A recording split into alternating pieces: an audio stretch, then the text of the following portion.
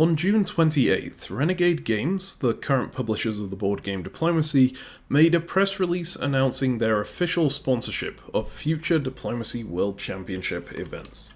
In the past, pretty much every Diplomacy World Championship has been paid for out of the pocket of the hobbyist who organised it, partially recouped by entry fees. The entry fees themselves probably won't go away. Renegade confirmed to me that those will be dependent on the event itself. But the fact that the money isn't having to come from a volunteer is a huge deal, and on top of that, they've mentioned that they'll be promoting the events, providing travel support for the players, and sponsoring the prizes. All of this very much feels like something that would help competitive diplomacy play, and you'd assume for that reason it would be celebrated by the wider diplomacy community.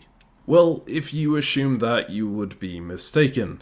The discourse around this has been extremely negative. Fanzine Diplomacy World issue number 166 came out at roughly the same time as the press release, with a barrage of articles, letters, and even a 100-person petition on the subject.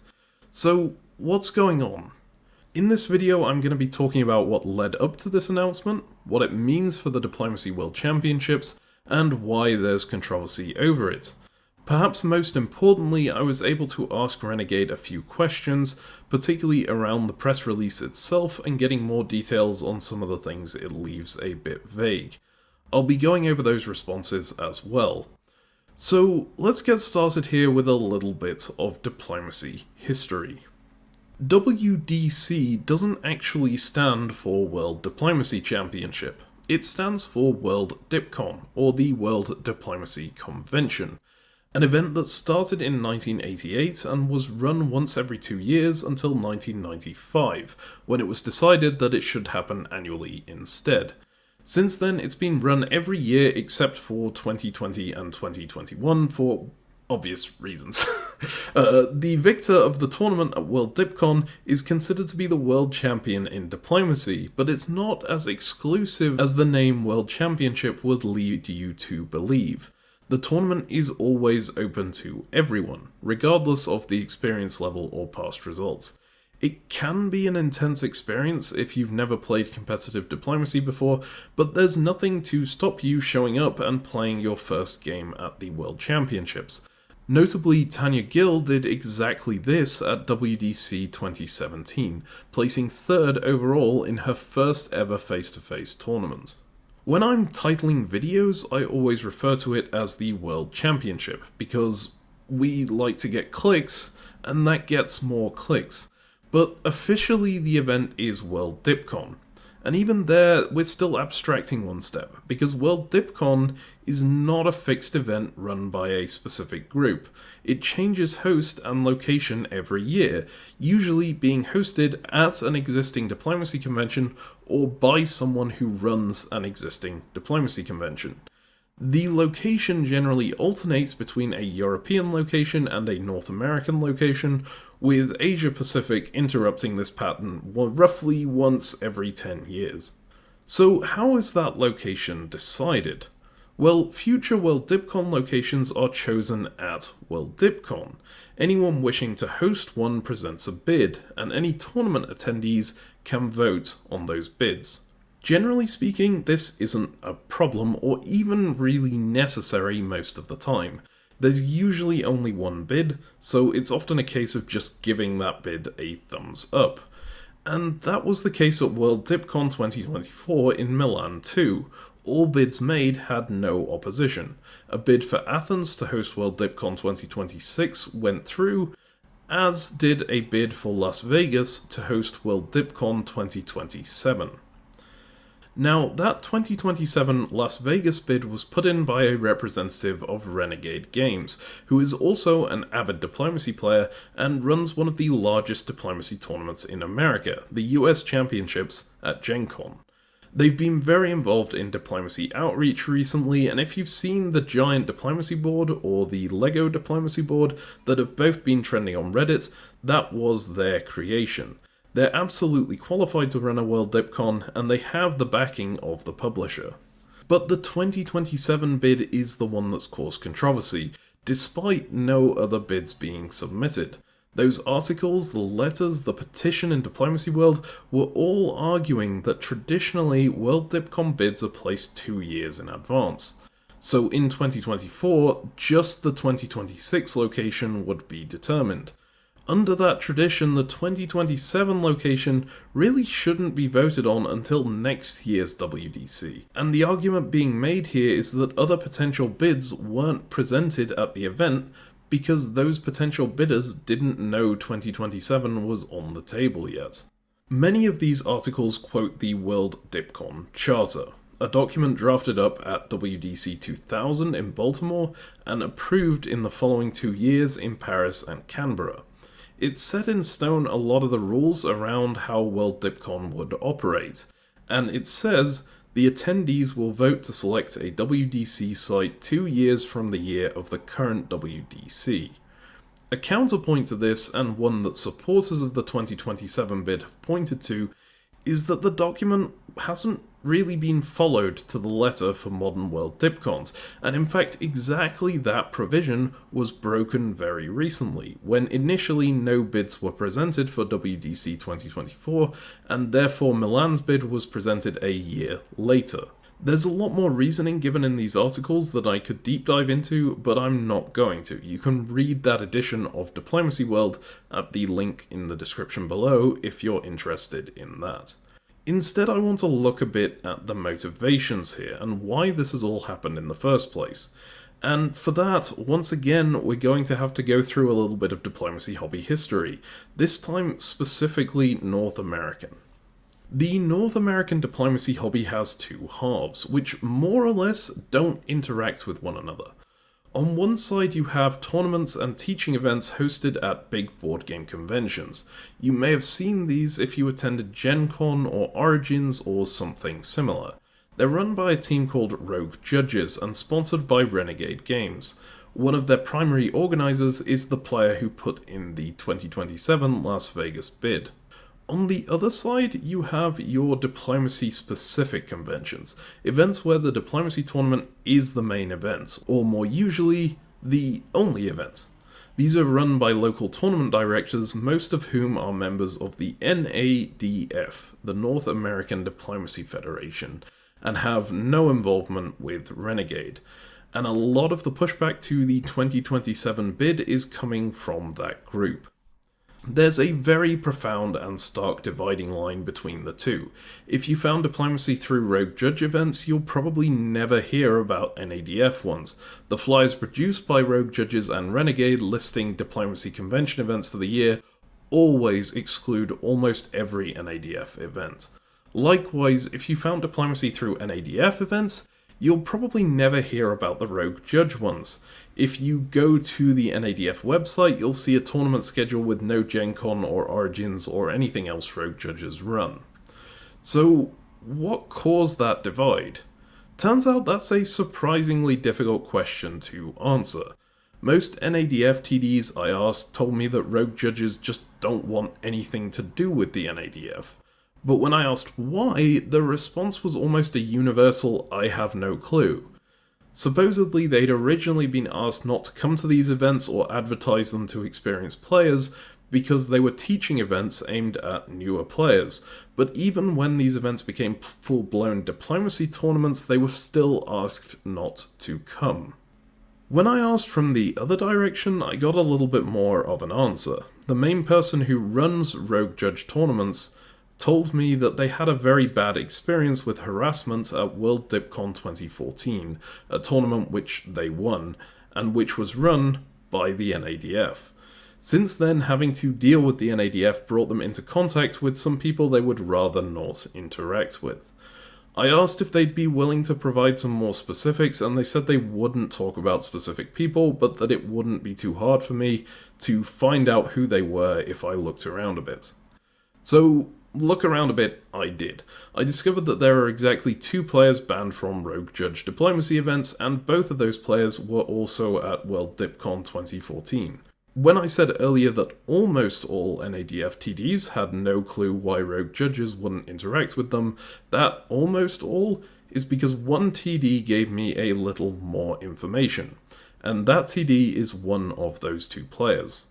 They told me that the aforementioned rogue judge had gotten angry about them bad-mouthing a tournament director from a previous WDC.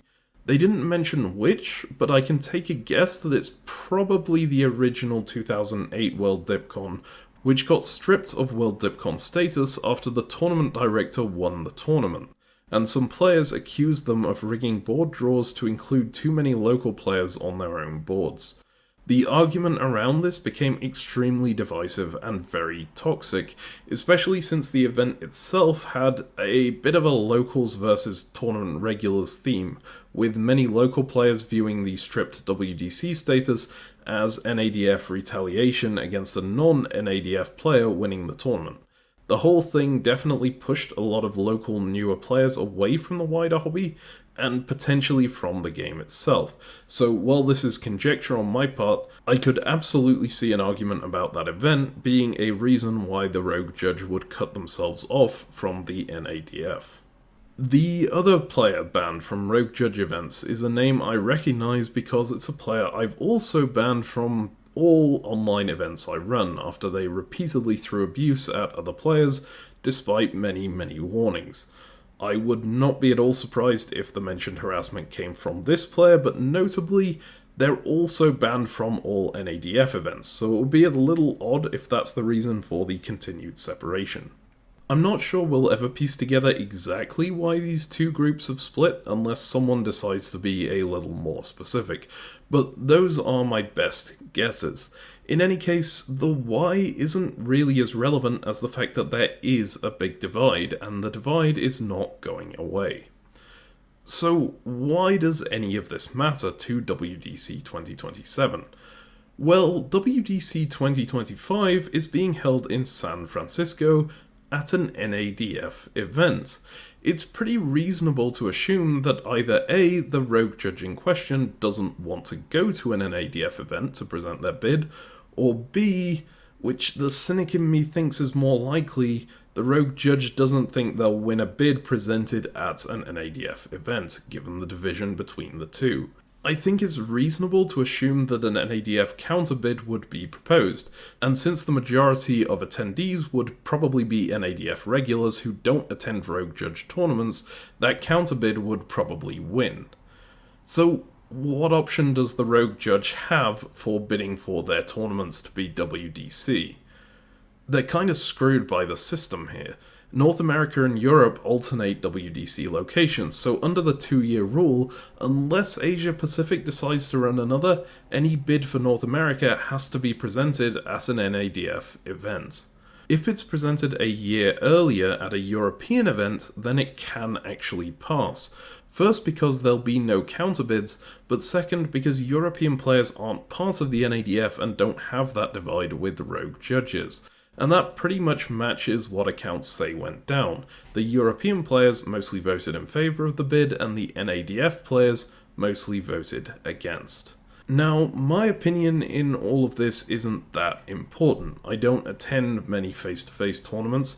I've only been to one World DipCon. I hope to be able to attend future World DipCons, but I'm certainly not at or anywhere near the centre of this whole debate. That said, I'm gonna give my opinion here anyway. I think that while the way this bid was done was pretty clearly breaking WDC precedent and rules, it kind of had to in order to have any chance of passing. From what I've heard, the bid itself was really strong. As mentioned at the start of this piece, it had backing from the game's publisher, it had a lot of financial support behind it, and the player running it is very experienced with tournament directing. If not for the divide between NADF and rogue judges, my guess is that a bid like that would just be a shoo-in for being voted through. My naive approach to the situation would be to ask the NADF and rogue judges to talk it out and try and bridge the divide. But if that's not possible, then just let Las Vegas 2027 happen. If the NADF really wants that bid to happen in 2025 for protocol reasons, then sure, that's fine, but don't present counterbids and don't vote against it. It's just one tournament, and it's likely to be a good one. The grudges can be put aside for the good of the wider community. At least, that's what I'd say if the story ended there. Unfortunately, it doesn't, because one part of the press release and the questions I asked Renegade, particularly the few questions they refused to answer, raise a whole different issue about this. You'll note that everything up until this point has been talking about World DipCon 2027, and indeed, that was what was bid for in Milan. But the press release paints a bit of a different story because of these lines. We are proud to present the 2027 bidder and his team at Rogue Judges as the official event organisers for Diplomacy World Championship events. Starting in 2025, the group will either directly organise the World Championship, or in the case of San Francisco and Athens, act as liaison for organisers across the world. This statement seems to indicate that Rogue Judges will liaise with the organisers in 2025 and 2026, and then will take over permanently from 2027. I asked Renegade to clarify whether that would be the case or not, asking them the following question. The press release says that Rogue Judges will act as liaison in the cases of 2025 and 2026, and then will be directly running it in 2027. Will they be directly running all events from 27 on, or will they be acting as liaison for other TDs in the future too? The answer I got was as follows. That depends on the circumstances of the event. If an event host is selected for 2028 and beyond and requires no one else to directly run the event, then Rogue Judges will act as liaison. If the event host requires assistance, then Rogue Judges will take a more active role in running the event. If a situation arises where the event host cannot continue or elects to not host the event after being selected, then Rogue Judges may be brought in to ensure that the World Championship is run for the given year. So it sounds like that's not the case after all. Various tournaments will still be running the World Championship. Although, my diplomacy playing instincts kind of kicked in while I was reading this. In diplomacy, good players will often try and mislead you without actually lying to you by saying something in a way that makes you make an assumption that isn't true, but that they didn't outright state. Now, I'm not a journalist, I'm not experienced with dealing with corporate responses to questions, but the way this answer read made me a little suspicious because it felt like a diplomacy player doing exactly that, particularly that event host is selected part. My initial assumption was that selected meant selected via bid, like the previous World DipCons, but you'll note that's not stated. So I asked a follow-up question. How is the event host going to be selected after 2027? Their response? Question 3 should be the answer for now. Basically saying the answer we already gave is everything we're going to say. But their initial answer didn't answer my follow-up question, that's why I followed up with it. The non-answer here makes me very strongly believe that the actual answer is one that they don't really want to say. My assumption here is that this means Renegade will be doing the host selecting themselves from 2027 onward. It would make sense that if they're doing that, they're a little worried about the backlash to the idea, and so wouldn't be answering the question. Now, is it really a problem if the game's publisher determines the location of the World Championship of their game? Not really, right? Konami runs the Yu-Gi-Oh! World Championships, Wizards of the Coast run the Magic the Gathering World Championship, the Pokemon Company runs a million tournaments related to Pokemon. In my opinion, those companies have a right to run their own World Championships, and all of these communities benefit quite a lot from the companies getting involved with and sponsoring their competitive scenes. If anything, I'm glad we finally have a diplomacy publisher that's actively involved in outreach and that's engaged with competitive diplomacy events. If that company wants to run the World Championship, then sure, they should run the World Championship. My only criticism there would be that if that's the case, they should really just say that that's what they're doing. Doing the whole bidding thing might be an attempt to avoid the backlash by doing it by the book, but it also just feels like it's being a bit dishonest with the community as a whole, because it's giving the implication that after 2027, everything will return to what it currently is, which seems like it's not going to be the case. I'm also more than a little concerned that doing it this way is likely to widen the gap between the NADF player base and the Rogue Judge player base. It certainly feels, from what I've heard, like that gap is primarily there because of an old grudge between a couple of individuals that isn't very relevant to the modern diplomacy scene, but it's having a huge impact on it regardless, right? It's stopping people who come in from one angle from meeting up with people from another angle and from playing with those people. I'd really like to see the two sides of that reach out and repair their relationships, especially if Renegade is going to be very involved in the competitive scene. One of the questions I asked Renegade was about the code of conduct for Renegade tournaments, and it appears to be pretty much identical to the modern NADF code of conduct, so I don't see any reason why the rift shouldn't be able to be bridged if certain individuals are willing to put their history aside. Unfortunately, I suspect there won't be any kind of response. The main reason I suspect this is the interaction I had with Renegade when I asked the questions.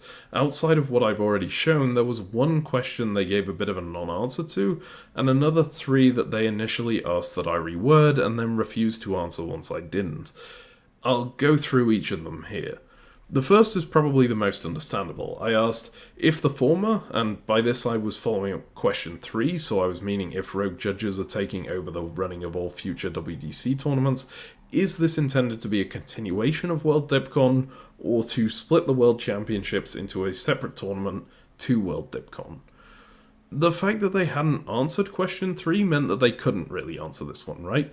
But the answer they did give me left me extremely bemused.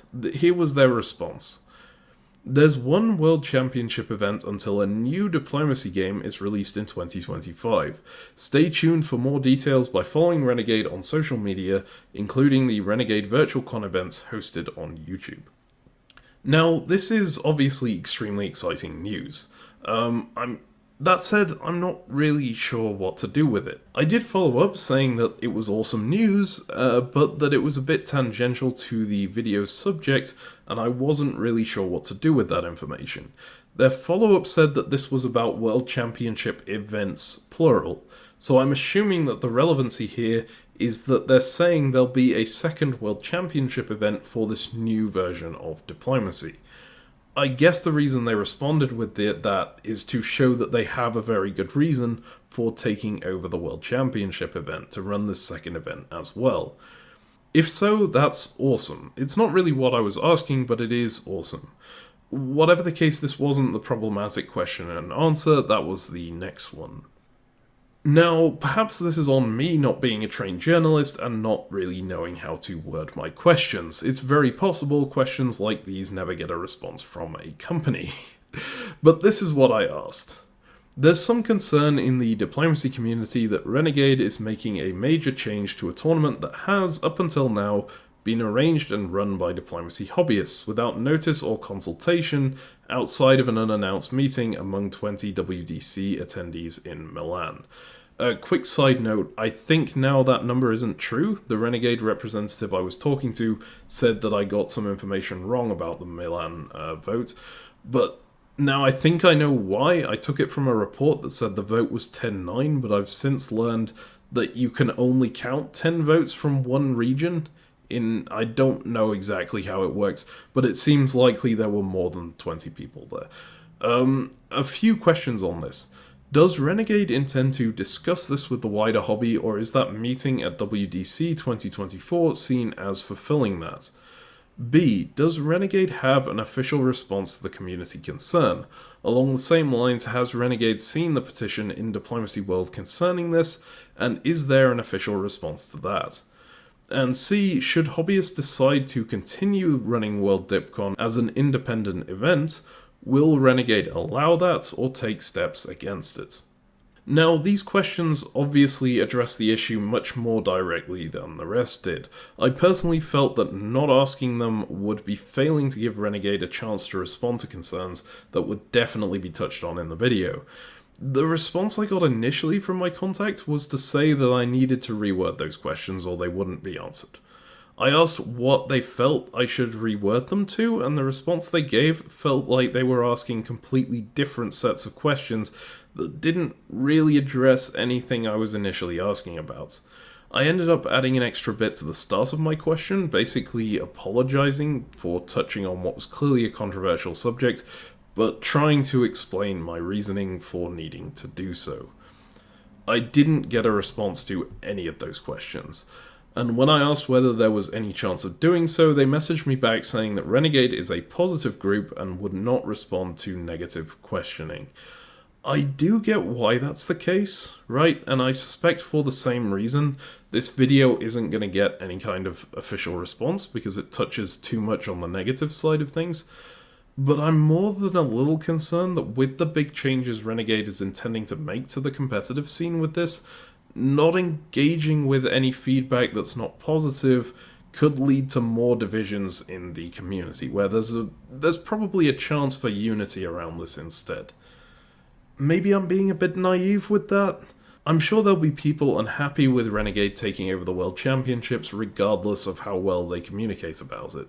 The not engaging with questions is probably a default response to dealing with that kind of person, right? But I also think there's a much larger group of people right now, myself included, who would be completely fine with this and potentially quite enthusiastic about it, who are instead really unhappy with the way Renegade is interacting with the community and carrying this out. Straightforward communication about it would just be much better, in my opinion. It feels like a weird place to leave the video, but I think that's pretty much everything from me on this. Please take my words with a grain of salt. Obviously, I'm not a journalist, I'm just a guy who likes the game a little too much. Looking into something like this was very much out of my comfort zone, and this isn't a kind of video I enjoy making. In any case, we'll be back to the usual gameplay videos next week. I'll see you then.